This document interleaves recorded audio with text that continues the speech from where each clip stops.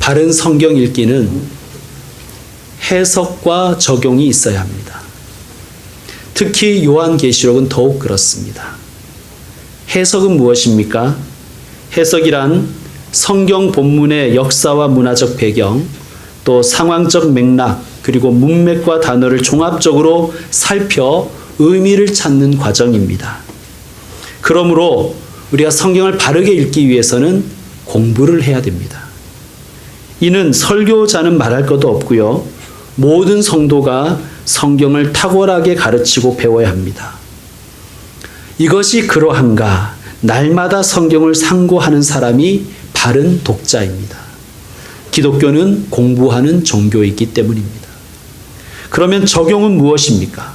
적용은 해석된 말씀을 묵상하고 오늘날 나에게 혹은 내가 속한 공동체와 내 삶에 어떤 의미와 메시지를 주시는가를 찾아가는 것이 적용입니다. 해석 없이 적용으로 가면 그것을 우리는 비약이라고 하는 것입니다. 이단 사상이 대개 그렇습니다. 해석은 없고 적용만 있습니다. 그런데도 그들은 요한계시록을 해석한다고 이야기해요. 그것은 적용일 뿐입니다. 신천지의 요한계시록 풀이를 보면 해석은 없고 적용만 있습니다. 요한계시록에 나오는 니골라당, 바벨론, 음녀, 귀신의 처소를 아주 과감하게 기성교회와 기성교회 거짓 목자라고 딱 적용해 버립니다. 음녀가 타고 있는 용은 기성교회가 속한 교단, 대한예수교 장로회라고 아주 풀어버립니다. 큰 음녀는 총회장이고 작은 음녀는 노회장이고 또 온갖 한자풀이를 가지고 그들은 해석한다고 착각하는 것입니다. 그런데 문제는 그들의 적용은 너무나 선명해서 해석 없이 성경을 읽는 사람들은 신천지의 주장에 쉽게 넘어갑니다. 뭐가 틀리지? 왜냐하면 그들은 분명하게 말해주거든요. 사실 기성교회처럼 기성교회는 이렇게 얘기하잖아요. 이렇게 볼 수도 있고 저렇게 볼 수도 있습니다. 그러니까 이걸 공격하는 거예요. 몰라서 저렇게 얘기한다. 세대주의자들도 마찬가지입니다. 본문을 해석하지 않고 그 본문을 곧장 적용해 버리는 거예요. 현대 혹은 가까운 미래에 일어날 정치적 사건이나 어떤 국가나 세력 혹은 어떤 개인에게 적용합니다. 여러분, 해석 없이 적용하면 비약이 되는 거예요. 다시 말씀드립니다.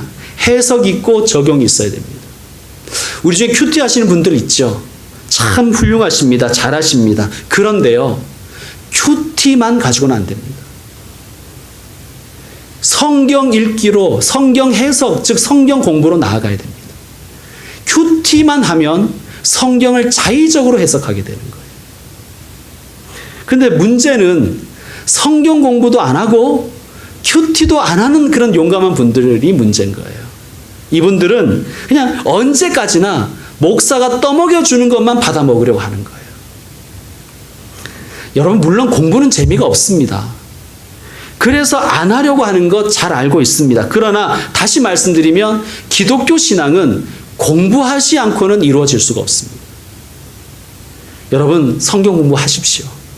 성경 공부에 참여하십시오. 그리고 큐티하고 적용으로 나아가십시오. 그래야 참으로 시적절한 신앙인이 되는 것입니다. 자, 예를 들어서 오늘 4절 말씀을 이렇게 읽었습니다. 내 백성아, 거기서 나와 그의 죄에 참여하지 말고 그가 받을 재앙을 받지 말라. 자, 이렇게 읽었습니다. 그런데 이렇게 읽고 나서 곧장 내가 참여하지 말아야 될 죄가 무엇일까? 이렇게 가지 마시라는 거예요. 내가 피해야 할 재앙은 무엇일까? 코로나 바이러스. 이렇게 가지 마시라는 거예요. 이렇게 가는 것이 너무나 위험합니다. 성경을 그냥 자의적으로 읽어버리는 것이죠. 자, 이 본문에서 말씀하시는 그가 누구인지 역사적, 문맥적 의미를 살펴야 됩니다. 그걸 해석이라 그러죠. 그리고 그 맥락에서 그의 죄란 도대체 무엇인가, 또 그가 받을 재앙이란 또한 무엇인지를 해석해 가야 됩니다. 자, 다시 읽겠습니다. 내 백성아 거기서 나와. 거기는 어디예요? 거기.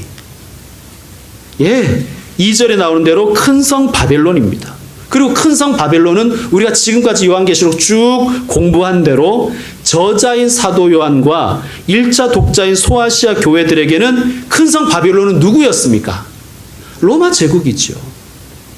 거기서 나오라는 거예요.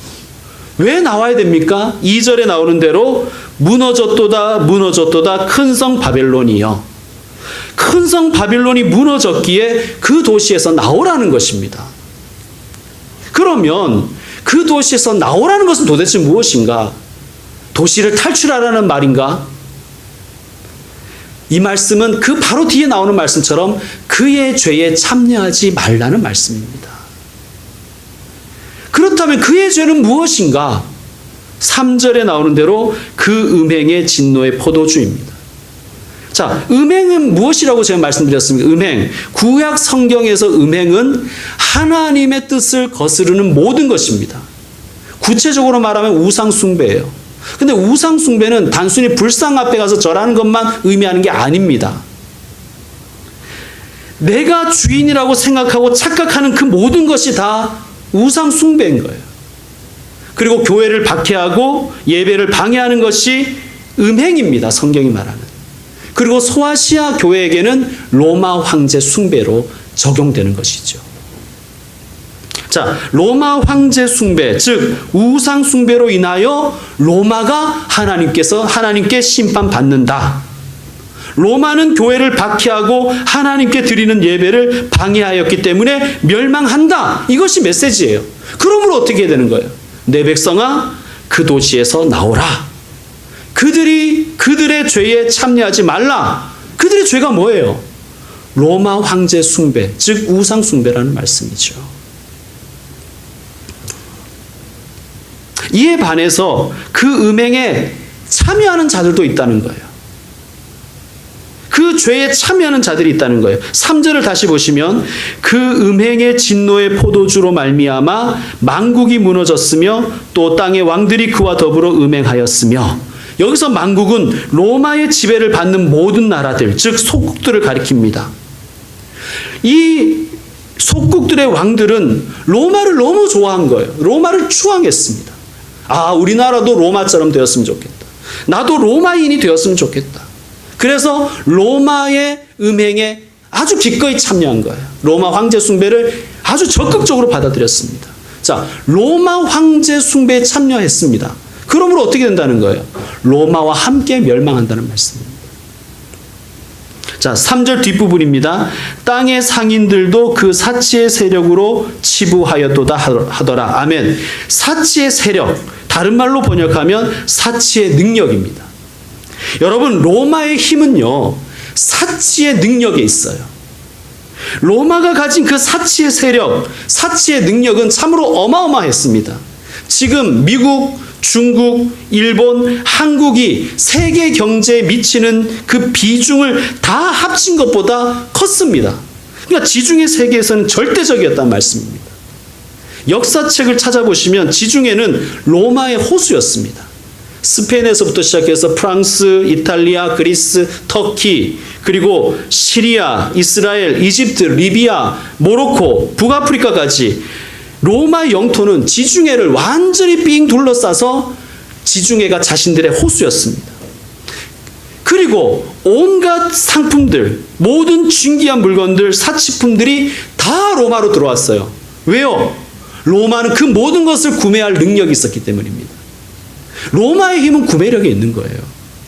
자, 어떤 물건들이 들어왔는지 12절, 13절을 여러분 읽어주시길 바랍니다. 시작. 그 상품은 금과 은과 보석과 진주와 세마포와 자주조각과 비단과 붉은옥각이요, 각종 향목과 각종 상한 의시요, 값진 나무와 구리와 철과 대리석으로 만든 각종 그릇이요, 계피와 향료와 향과 향료와 유향과 포도주와 감람류와 고운 밀가루와 밀이요, 소와 양과 말과 수레와 종들과 사람의 영혼들이라. 아멘. 종들은 노예들을 얘기하고 영혼들은 사람들의 생명을 의미합니다. 자, 로마가 가진 사치의 세력, 사치의 능력은 참으로 엄청났습니다. 구매력은 대단했습니다. 자, 지금 G2인 미국과 중국이 무역 전쟁 중이죠. 지금까지는 일단 미국이 이겼어요. 왜 그렇습니까? 중국은 수출을 많이 하는 나라고 미국은 수입을 많이 하는 나라이기 때문입니다. 미국이 중국보다 구매력이 아직은 훨씬 더 크다는 말씀이에요. 그래서 힘이 있는 거예요. 여러분, 우리가 그렇잖아요. 물건을 파는 사람보다 물건을 사주는 사람이 힘이 있는 거예요. 그리고 미국의 힘은 국방력과 구매력에서 나오는 것입니다. 로마는 더했겠죠. 로마의 이 국방력과 로마의 사치의 능력에 취해서 사는 자들이 있었다는 거예요. 그래서 그들은 미련을 버리지 못하는 거예요, 로마에 대해서. 그러다 미련을 못한 자들이 롯의 아내처럼 자꾸 뒤돌아보는 거예요. 그러다가 로마와 함께 심판받는 것입니다. 자, 18장 7절 여러분이 또 한번 읽어주십시오. 7절입니다. 시작. 그가 얼마나 자기를 영화롭게 하였으며 사치하였는지 그만큼 고통과 애통함으로 갚아주라. 그가 마음에 말하기를 나는 여왕으로 앉은 자요 과거가 아니라 그렇다고 애통함을 당하지 아니하리라 하니. 아멘. 말씀은 사치가 무엇인지를 설명해 주십니다. 자신을 영화롭게 하는 모든 것이 다 사치인 거예요. 여러분, 인간의 제일 목적이 뭡니까? 오직 하나님을 기뻐하고 하나님을 영화롭게 하는 것입니다. 그런데 자기를 영화롭게 하는 것, 그게 사치라는 거예요. 그냥 자기 중심으로 사는 거예요. 자기 중심으로. 로마 사람들은요, 너무나 산의 진미가 풍성하고 파티도 매일 저녁에 있어서 기록에 보면 손가락을 목구멍에 넣어서 토하면서 계속 먹었다는 거예요. 그리고 그렇게 많이 먹고 방탕하고 음란한 짓을 했다는 거예요. 여러분, 돈 있고 시간 많으니까 결국은 방탕과 음란으로 가는 것입니다. 돈 없고 시간 없으십니까? 돈은 있는데 쓸 시간이 없으세요? 슬퍼하지 마십시오. 또한 로마는 결단코 애통함을 당하지 아니하리라고 자만했습니다. 여기서 결단코 애통함을 당하지 않는다는 것은 우리는 전쟁에서 절대 지지 않는다는, 절대 패전하지 않는다는 그런 자신감이었습니다. 왜냐하면 국방력을 믿은 것이죠. 자, 이러한 로마의 힘을 추앙하고 여기에 편승한 자들이 많았다는 얘기예요. 지금은 어떻습니까? 봉준호 감독의 영화 기생충이 아카데미 국제장편영화상, 각본상, 감독상, 그리고 작품상까지 받았습니다. 정말 한국 영화의 쾌거입니다. 그런데 이제 봉준호 감독과 그의 영화에 힘이 생긴 거예요. 돈이 된다는 말씀입니다. 그래서 그런지 봉준호 마케팅이 한창입니다. 봉준호 기념관을 건립하겠다. 봉준호 동상을 세우겠다. 봉준호 생가를 복원하겠다. 그럼 생가 복원, 이게 도대체 언제적 아이디어입니까? 박정희 생가 복원도 아니고 늘 이런 식인 거예요. 그냥 돈 때문인 거예요. 그러니까 봉준호 감독 생가를 복원하는 이유가 뭐예요? 관광 수입 올리는 거죠. 결국은 돈인 거예요. 그러니까 돈만 된다 그러면 그냥 머그치 달려들어가지고 그냥 숟가락을 얻는 거예요. 이거 표가 된다고 생각하면 머같이 또 달려들어가지고 손가락 탁 하나 얹는 거예요. 봉 감독은 주사파다, 반미주의자다, 종북 좌파다, 시장 경제를 부정하는 자다, 그렇게 폄하하고 블랙리스트에 올렸던 이들이 이제 와서 봉 감독은 한국의 자랑이요, 대구의 자랑이라고 그냥 막 축켜 세우는 것을 보면 너무 민망합니다. 여러분, 그런 사람들이 기생충인 거예요. 여러분, 봉 감독이 기생충을 통해서 제기한 문제의식에 대해서 우리는 고민해야 됩니다. CJB 청주방송의 프리랜서 PD 고 이재학 PD를 아십니까? 2004년부터 14년 동안 방송국에서 PD로 일했지만 그가 받은 임금은 월 160만 원이었습니다. 물론 이거보다 적게 받는 분들도 있지만 PD의 일이 얼마나 고됩니까? 근데 160만 원 받은 거예요. 그래서 이분이 회사에 임금을 좀 올려달라고 요구했어요. 그 즉시로 잘렸습니다. 해고당했습니다. 14년 동안 일했는데. 그래서 근로자 지위 확인 소송을 냈는데 패소했어요. 지난 4일 이분이 스스로 목숨을 끊은 거예요. 오직 돈, 그냥. 오직 돈. 그냥 이건 뭐 세상만 그런 게 아니라 한국 교회도 그냥 돈. 돈 때문에 자식한테 교회도 물려주고. 그냥 돈인 거예요, 돈. 돈이 하나님보다 더 높은 자리에 올라가 있는 거예요. 여러분, 기생충 영화가 아카데미상을 받은 것을 통해서 우리가 정말 고민해야 될 것은 봉준호 감독의 생각을 어떻게 복원할까가 아니라 양극화와 같은 사회 문제들과 적폐들에 대해서 고민하는 거예요. 그게 그리스도인입니다, 여러분. 자, 9절에서 19절에는 바벨론, 즉 로마의 죄악에 참여한 자들, 음행과 사치에 참여한 자들, 그 맛에 취한 자들을 소개하고 있어요. 9절에 나오는 땅의 왕들, 11절에 나오는 땅의 상인들, 그리고 17절에 나오는 선장과 성객들과 선원들과 바다에서 일하는 사람, 즉 바다 사람들이라고 우리가 해봅시다. 이 사람들이 그 사람들입니다. 자, 9절을 봅시다. 땅의 왕들의 반응이 어떻습니까? 로마가 망하고 있어요. 망했어요. 심판받았어요. 그럼 회개해야죠. 근데 어떻게 한다는 거예요? 울고 가슴을 치는 거예요. 왜?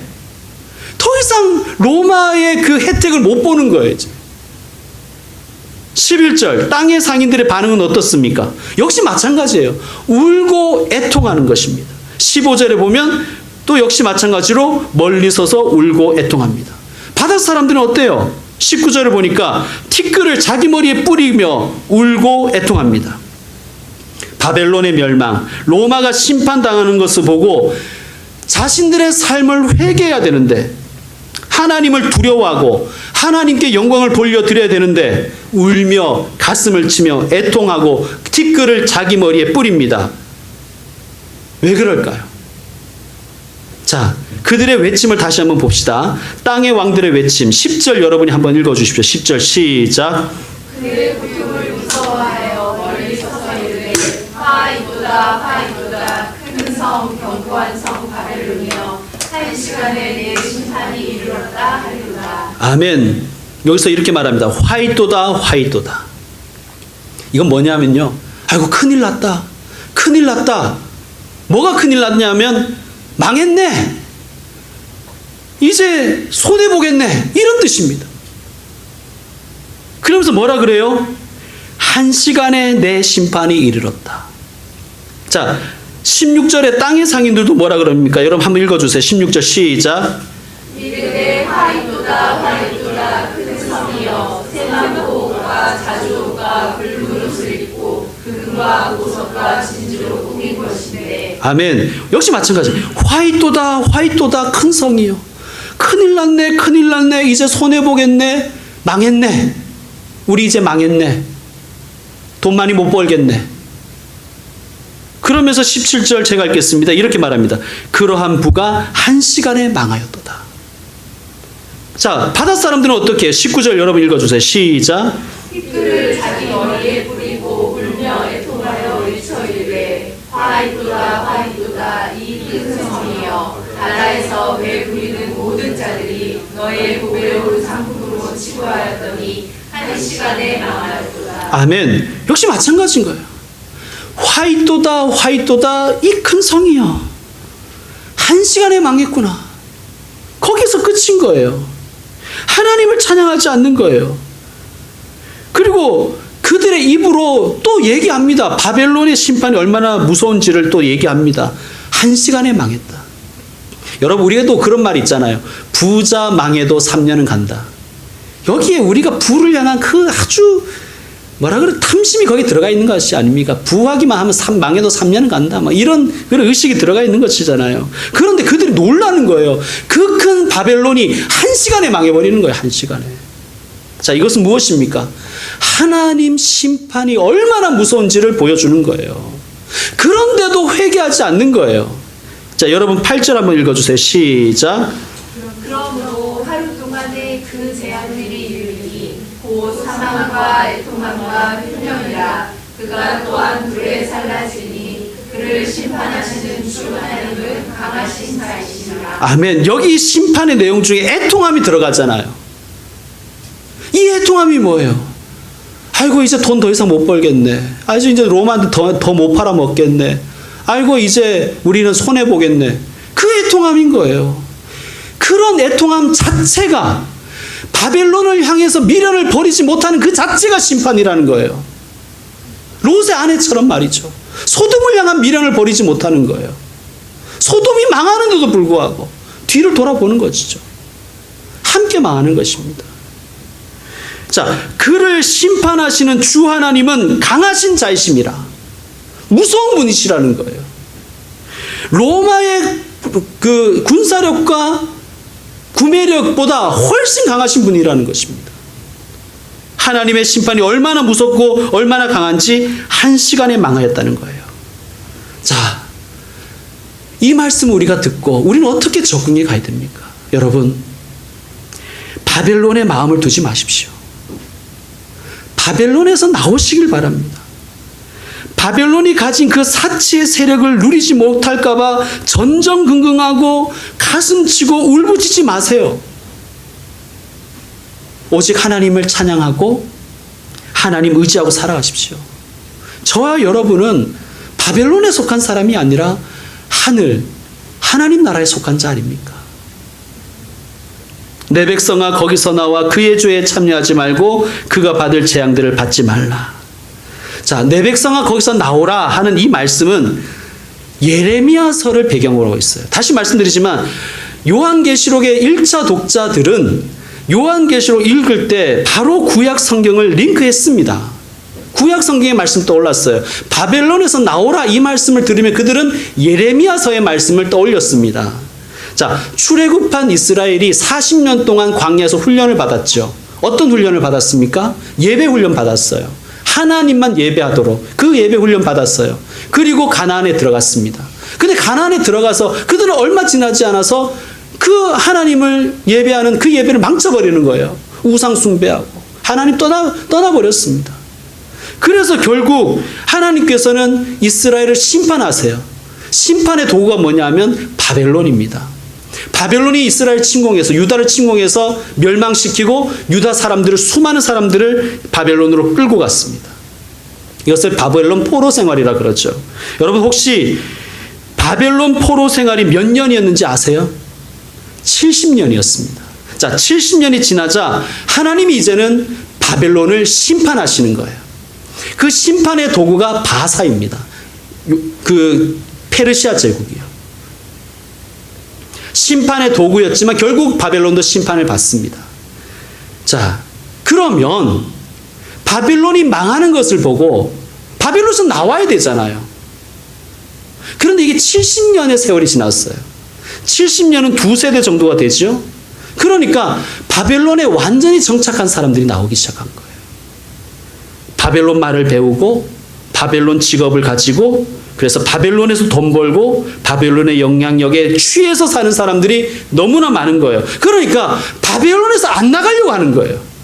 바벨론이 망하는데도 불구하고 그 말씀입니다. 바벨론에서 나오라. 그들이 나오려고 했을까요? 나오지 않았다는 거예요. 그래서 70년 전에 예레미야가 미리 예언을 해둔 거예요. 바벨론에서 나와야 된다. 바벨론에서 나와야 된다. 바벨론이 주는 단맛에 취해서 살지 말아라. 너희는 하나님의 사람들이다. 하나님의 백성들이라. 바벨론이 주는 그 단맛에 취하지 말아라. 바벨론은 귀신의 처소다. 귀신의 처소가 될 것이다. 각종 더러운 영이 모이는 곳이 될 것이다. 여기서 귀신의 처소라는 말이 나오잖아요. 성경을 보면요, 귀신들은 이렇게 황량한 곳에 산다고 되어 있습니다. 그게 이제 성경의 이 아이디어예요. 여러분, 우리도 그러잖아요. 우리도 귀신 나올 것 같아 이러잖아요. 그러니까 그 놀라운 바벨론이 완전히 망하고 무너져서 황폐해질 것이라는 것입니다.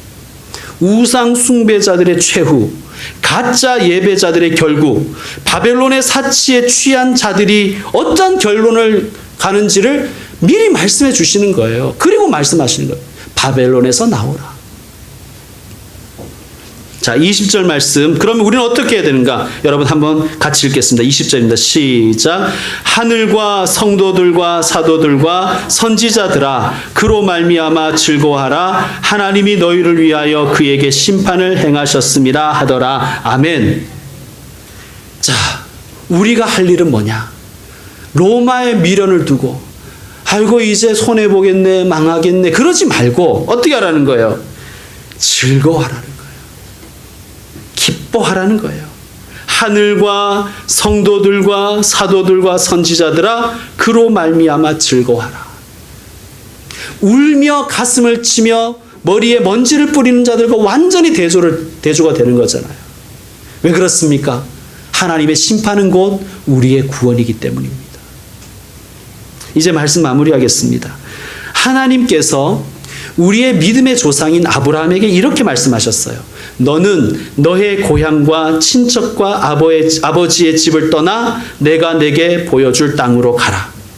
여러분, 우리 신앙, 우리 믿음은요, 어떻게 출발하냐면 바벨론을 떠나는 데서부터 출발하는 거예요. 우리의 출발은 떠나는 것에 있어요.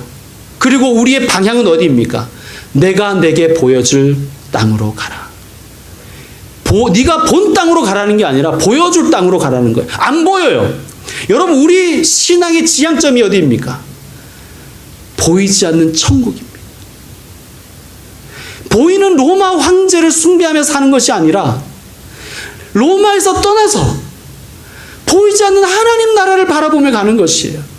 그게 우리 신앙의 내용입니다. 사랑하는 성도 여러분, 주님은 이 말세지 말에 우리 모두에게 말씀하시는 거예요. 내 백성아, 거기서 나오라. 그의 죄에 참여하지 말아라. 그가 받을 재앙을 받지 말아라. 바벨론처럼 자기를 영화롭게 하는 삶을 살지 말라는 거예요. 하나님의 영광을 구하며 사시는 분들이 되시길 바랍니다. 자신의 영광을 구하는 사람은요, 그 영광 곧 잃어버립니다. 한 시간이면 망하는 거예요. 하나님이 후 불면 다 날아가는 거예요. 여러분이 그토록 좋아하는 돈도 하나님이 하고 불어버리면 그냥 다 날아가 버리는 거예요. 그러니까 세상에 미련을 두는 것이 아니라 하나님 나라 위해서 살아라는 거예요. 세상이 가진 그 사치의 능력을 취하지 말아라. 사치하려면 하나님을 위해서 좀 사치해라. 하나님의 나라와 주의 몸된 교회를 위해서 사치하십시오. 사치하려면 차라리 하나님과 하나님 일을 위해서 내가 드릴 수 있는 시간보다 더 드리십시오. 그게 사치잖아요. 거룩한 사치를 차라리 하십시오. 주님께 인색하지 마십시오. 주님께 인색하지 마십시오. 너희는 그 도시에서 나오라. 왜냐하면 우리는 땅에 속한 자가 아니라 하늘에 속한 자이기 때문입니다. 우리는 바벨론에 속한 자가 아니라 하나님에 속한 자이기 때문입니다. 우리는 주님께 속한 자입니다. 주님의 속한 자로 살아가시는 복된 한 주간 되시기를 축원드립니다. 기도하겠습니다.